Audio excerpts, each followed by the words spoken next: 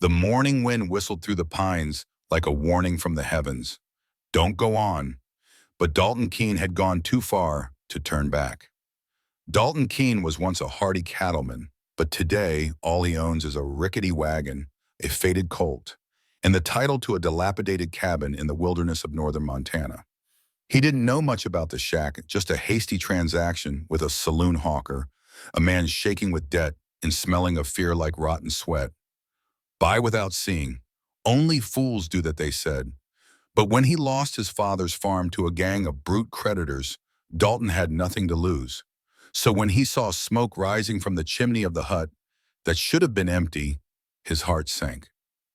No, fuck, Dalton whispered through gritted teeth. Someone was living in his house. Someone was lighting a fire with the wood he had piled up before winter. Someone was taking the last hope from a man who had lost everything. And Dalton Keane was not the type to let anyone take anything, not even a pebble. The wind blew through the pines, whistling like a weapon about to be drawn. The wheels of the wagons crunched on the cold, wet gravel. It was not yet 8 o'clock in the morning, but the air was thick with the smell of old gunpowder burning pine resin and unease. He climbed out of the car, his hands shaking slightly with cold or anger.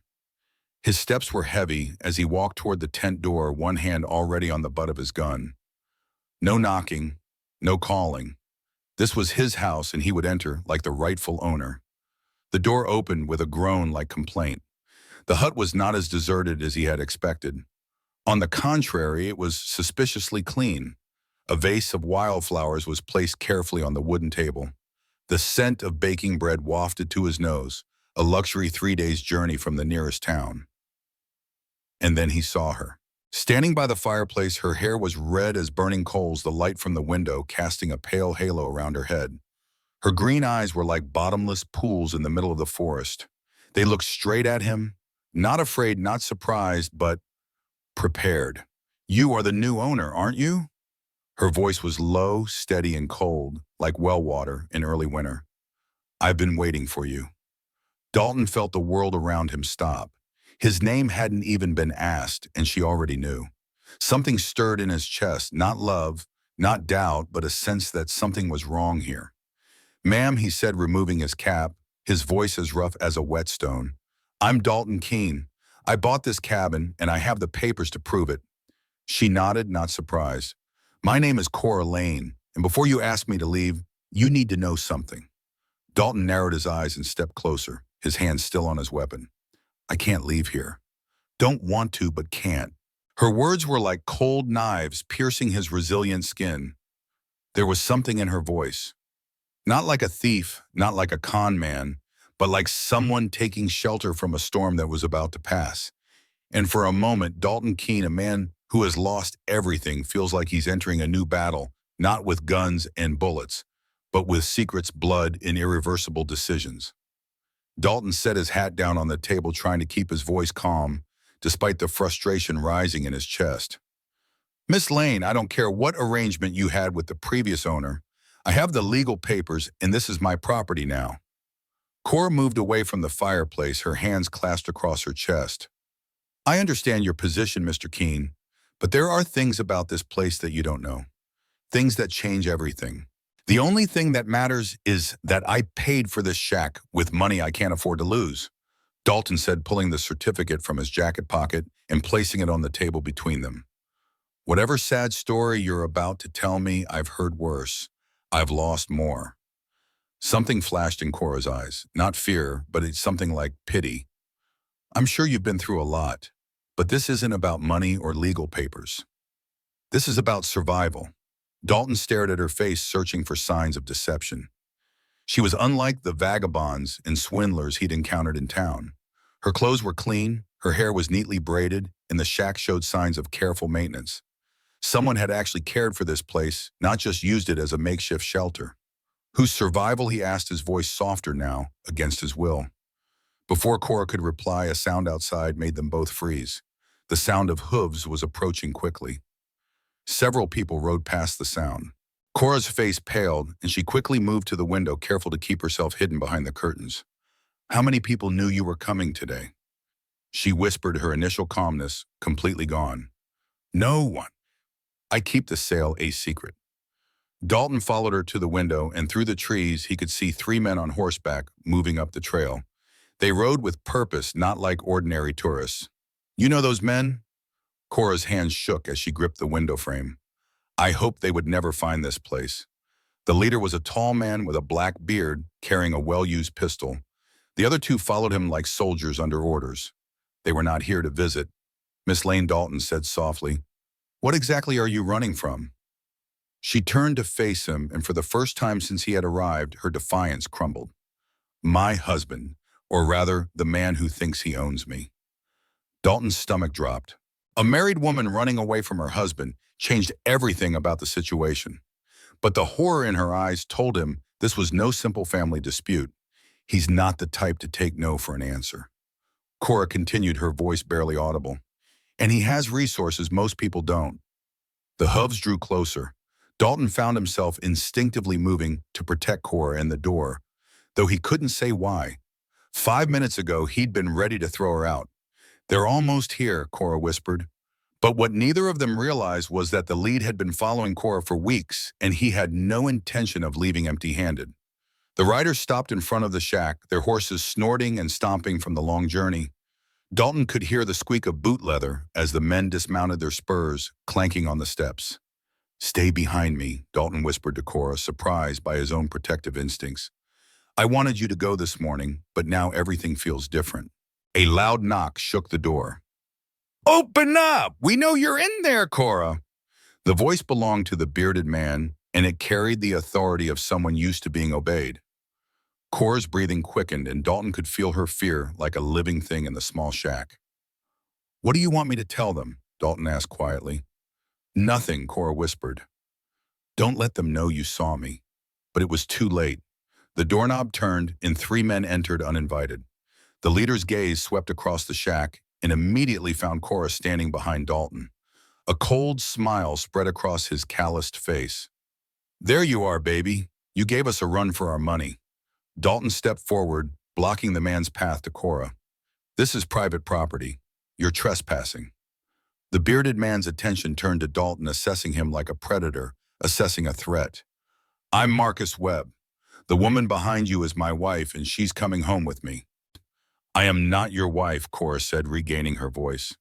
"That marriage was forced, and you know it." Marcus's smile did not waver, but something dangerous flashed in his eyes. "The law says otherwise, and the law is what matters here." Dalton felt the weight of the gun at his side, but 3 against 1 was not a good odds, especially when he didn't fully understand what he was fighting for. "The woman said she didn't want to go with you." The woman, Marcus said, emphasizing the word mockingly, has no choice. "She belongs to me like cattle or property." The cold cruelty in those words made Dalton clench his jaw. He had known men like Marcus before. Men who believed that power gave them the right to own others. No one belongs to anyone else. One of Marcus's companions, a thin man with cold eyes, moved to Dalton's side. "Boss, we can just take her. This cowboy is getting outnumbered."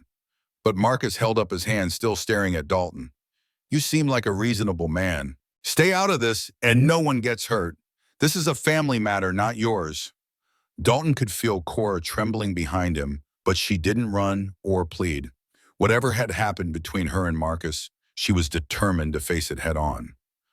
"I bought this shack legally," Dalton said. "Miss Lane is my guest. That makes this my business." Marcus's face darkened. "Your guest? How long have you known my wife?" The question was so full of meaning that Dalton's blood ran cold. Marcus wasn't simply after a runaway wife. He was looking for a reason to justify whatever he planned to do to her. "Long enough to know she won't go anywhere she doesn't want to go," Dalton replied. Marcus nodded slowly, as if confirming something he had already decided. "I had hoped we could resolve this civilly, but it seems you have chosen to interfere in matters that do not concern you." The thin man's hand moved closer to his gun, but Marcus made a decision that would change everything for all of them. Marcus stepped back and signaled to his men. "Burn it!" The words hit Dalton like a physical punch. "What?" "You heard me." Marcus's tone was calm, as if he just ordered coffee. "If my wife prefers this shack to her real home, then maybe she needs to see what happens to shelters for runaway wives." The thin man moved immediately toward the fireplace, grabbing a burning log. Cora held her breath behind Dalton, and he felt something crack in his chest. This wasn't just about property anymore. This was about basic humanity. "You burn this shack down, you're destroying my livelihood," Dalton said, his hand moving instinctively toward the gun. "I've poured everything I have into this place." Marcus shrugged. "You should mind your own business." The third man, silent until now, drew his weapon and pointed it at Dalton's chest. "The boss wants you to stand back. I advise you to listen." Dalton's mind was racing, 3 armed men himself and a woman to protect. But something in Cora's earlier words echoed in his memory. This wasn't just about a bad marriage. This was about survival. "Mr. Keane," Cora said softly, "let me go with them. Don't lose everything because of me." But when Dalton glanced back at her, he saw something that changed his mind completely. Cora's hand was protectively placed over her stomach, and suddenly her loose-fitting dress made sense. She wasn't just running away from Marcus. She was protecting something much more precious. "No," Dalton said firmly, turning to face Marcus. "She's staying." Marcus noticed Dalton's gaze and followed it to Cora. As understanding flashed across his face, his expression turned murderous. "You think that child is yours, stranger?" The accusation hung in the air like poison. Dalton realized Marcus was painting a picture to justify whatever he wanted to do to them both. "The baby isn't his," Cora said. Her voice was stronger now. "And it isn't yours, Marcus. You know that." Marcus's face turned red with anger. "Everything about you belongs to me, including whatever's growing inside you." The cold cruelty in those words sealed the deal for Dalton. He had lost his farm, his savings, and most of his hope in the past few months. But he would not lose his humanity by standing aside while a pregnant woman was dragged away by a monster. Dalton's hand tightened on the gun stock. "She said she wasn't going, period." The skinny man with the burning log laughed. "3 guns against 1. You sure about that, cowboy?" Marcus raised his hand again, looking at Dalton with renewed interest. "Actually, I have a better idea. Since you want to play the hero so much, let's make this fun." But what Marcus proposed next would test everything Dalton thought he knew about courage. Marcus smiled, but there was no warmth in it. "Here's what happens, cowboy. You and me will settle this like men. A gun, a fair fight. You win, I'll go away and never bother Cora again." Dalton felt his heart pounding against his ribs. A fair fight with Marcus Webb might be a death sentence, but it was better odds than facing 3 men at once. "And if you win," Dalton asked. "When I win," Marcus corrected, "Cora will come home with me and you will be buried in the soft earth outside your shack." Cora stepped forward, her face pale but determined. "No, I will not let you die for me, Mr. Keane. You don't even know me." But Dalton was thinking of the way she had protected her belly, the horror in her eyes when Marcus had appeared, and the quiet dignity with which she had faced an impossible situation. He might not know her whole story, but he knew enough. "I know you are carrying a child who does not deserve to grow up with a father like him," Dalton said, not taking his eyes off Marcus. Marcus's jaw clenched. "That child will learn discipline and respect just like its mother should have." The way Marcus spoke of the unborn child as property to be controlled, rather than a living being to be cherished, made Dalton's blood run cold. He had seen what men like Marcus did to defenseless children. "You're afraid to face me alone," Dalton said, deliberately provoking Marcus. "That's why you brought hired guns." Marcus's face darkened, and he gestured for his men to step back. "Clear the porch. This won't take long." As the 2 men moved away, Cora grabbed Dalton's arm. "He's faster than he looks, and he's killed people before. I've seen him do it." Dalton placed his hand on hers, surprised by how right the gesture felt. "What's the real story, Cora? Why did you marry him?" Tears welled in her eyes, and she refused to let them fall. "My father owed Marcus money he couldn't pay. Marcus offered to forgive the debt in exchange for me. My father was dying, and I couldn't let him lose it all to medical bills." The pieces fit together. Cora hadn't just been sold into marriage. She'd sacrificed herself to save her family, and now she was protecting her unborn child the only way she knew how. "Who's the father?" Dalton asked softly. "A good man who died before he knew about the child. Marcus found out I was pregnant and decided the child would be his heir, whether the child wanted him to be the father or not." Dalton nodded, understanding everything now. This wasn't about possessions or pride. This was about a woman trying to protect her child from a monster who saw people as objects. Marcus's voice came from outside. "Time's up, cowboy. Let's see what kind of man you are." But as Dalton walked toward the door, Cora whispered something that changed everything he thought he knew about the situation. Cora's whisper made Dalton stop dead in his tracks. "Marcus isn't just my husband. He's your brother's killer." Dalton's blood ran cold. His brother Samuel had been found shot to death on a remote trail 6 months ago. His horse and supplies had been stolen. The sheriff had declared it random robberies, but the case had gone cold with no witnesses or leads. "Samuel Keane was your brother." Cora's voice was barely audible. "I heard Marcus brag to his men about killing a rancher who wouldn't sell his water rights." He described the man's face, his horse, even the scar on his hand from a childhood accident. Dalton's vision blurred with rage. Samuel's death had been the final blow, forcing him to sell everything and buy this remote shack. Marcus hadn't just ruined Cora's life. He'd ruined Dalton's family. "Are you sure?" Dalton's voice roared. "He had your brother's watch, the one with the inscription on it. He showed it to me when he wanted to prove what happened to men who opposed him." Dalton stepped outside, his hand steady on the gun, despite the rage coursing through his veins. Marcus stood 20 paces away, confident and relaxed, as his two men watched expectantly from the porch. "Before we do this," Dalton called out, "tell me about Samuel Keane, Sergeant." Marcus's confident expression wavered. "Never heard of him. A rancher who wouldn't sell his water rights, shot on the northern trail 6 months ago." Marcus smiled genuinely now. The mask of politeness had finally fallen completely. "Oh, that's Samuel Keane, the stubborn fool who thought his principles were worth more than his life." The confession hit Dalton like a physical blow, but it also gave him something he had been missing for months: certainty. This wasn't just about protecting Cora anymore. This was about justice for Samuel. "He was my brother." Marcus's smile widened. "Then this is better than I thought.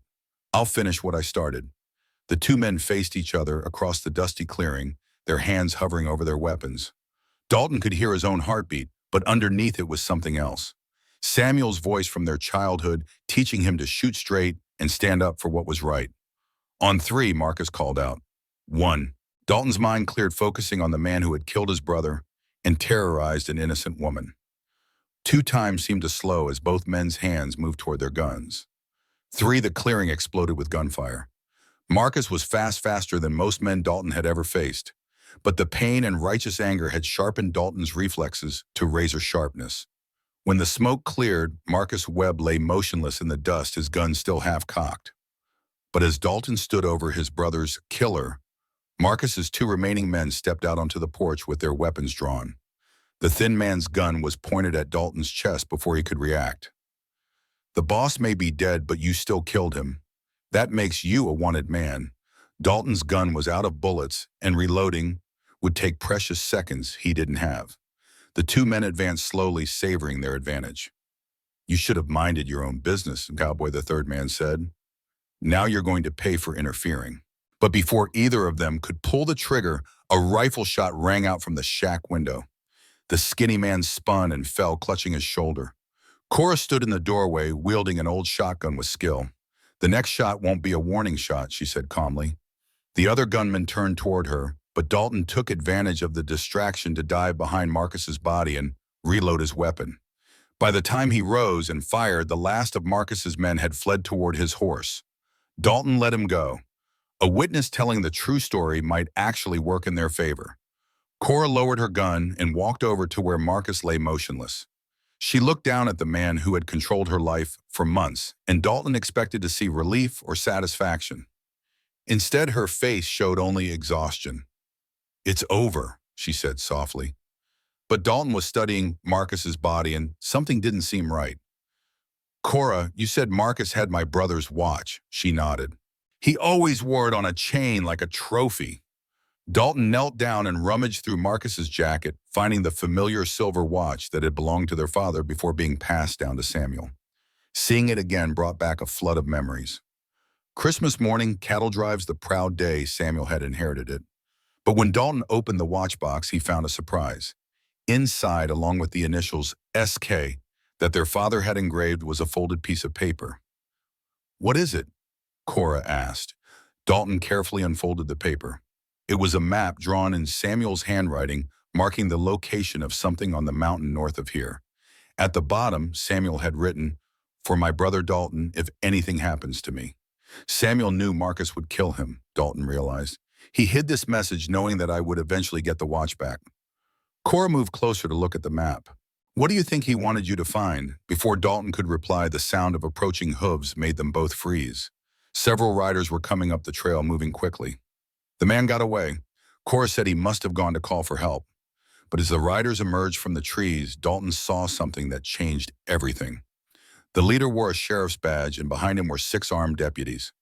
"That's Sheriff Morrison," Cora whispered. "He's been looking for me since I disappeared. Marcus told him I was kidnapped by bandits." Dalton looked at Marcus Webb's body, then at the pregnant woman beside him holding a smoking rifle.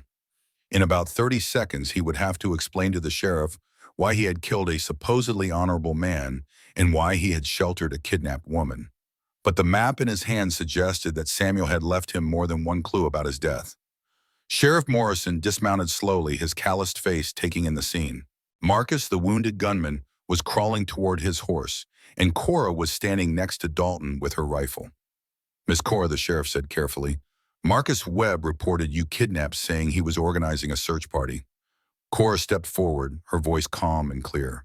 "Sheriff Morrison, Marcus Webb forced me into marriage to pay off my father's medical debt. When I found out I was pregnant with another man's child, he became violent. I fled to protect my child." The sheriff's eyes moved to Marcus's body. "And this man, Marcus Webb, murdered my brother Samuel 6 months ago," Dalton said, pulling out his watch. "He kept this as a trophy. Miss Lane heard him brag about it." Sheriff Morrison examined the watch, recognizing the initials and distinctive scratches that Samuel had always complained about. "I remember that watch. Samuel never went anywhere without it. Marcus also attempted to burn down the shack I had legally purchased and threatened to kill Miss Lane and her unborn child," Dalton continued. "I challenged him to a fair fight, and he accepted."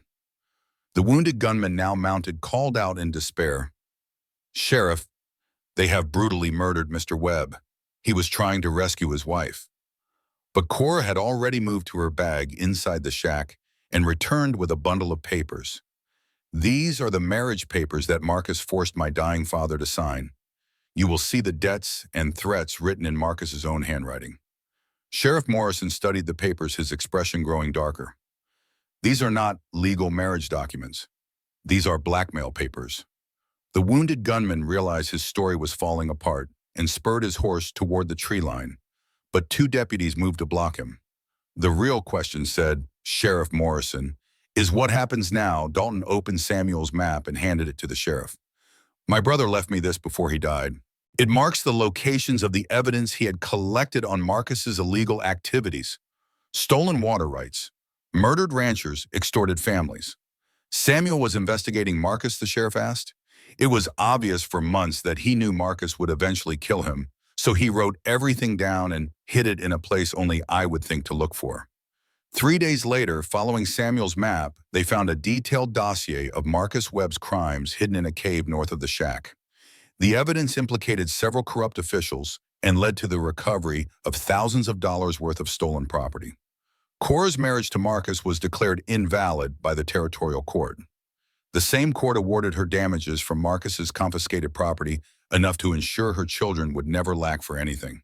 6 months later, Dalton stood on the porch of his rebuilt shack watching Cora hang laundry in the morning sun. Her pregnancy was obvious now, and she moved with the careful grace of a woman carrying a precious item. She looked up and caught his gaze. "The baby kicked for the first time this morning," she said. Dalton smiled, still amazed at how completely his life had changed. He had bought the shack with the hope of living alone, absorbing his grief and starting over. Instead, he had found justice for Samuel, saved an innocent woman, and discovered that sometimes the best things in life come in the guise of problems. "Have you decided on a name?" he asked. Cora's hand went to her belly. "Samuel? If it's a boy, for the man who made all this possible." Dalton nodded, thinking his brother would have approved. Samuel had always believed that good people would find each other when they needed it most. Looking at Cora now, safe, free, and ready to bring a new life into the world, Dalton knew his brother had been right about more than just Marcus Webb's crimes. Some purchases he thought had turned out to be worth much more than he had ever imagined.